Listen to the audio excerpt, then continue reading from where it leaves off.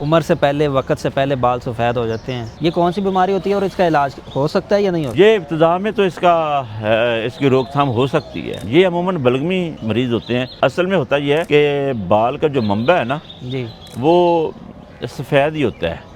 ہاں جی جلد کے اندر ایک ایسا کلر اللہ تعالیٰ نے رکھا ہے جس کو طب کے اندر لفظ سودا بولا جاتا ہے، سودا سے تعبیر کیا جاتا ہے۔ جب نیچے سے وائٹ بال کی جڑ اوپر کو ابھرتی ہے نا اور جلد پھاڑ کر باہر آ رہی ہوتی ہے تو جلد اس کو کلر دے رہی ہوتی ہے۔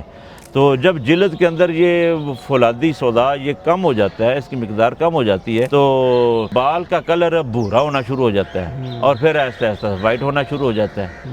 تو ایسے بہت سارے لوگ ہیں کہ یہ علاج مشکل ہے، مشکل ترین علاج ہے۔ ایسے لوگوں کے لیے کم از کم یہ ہے کہ دودھ والی چیزیں عموماً بند کر دینی چاہیے، بلغم ریشہ یہ چیزیں نہیں ہونی، تو پھر اس کا کافی حد تک تدارک ہو سکتا ہے۔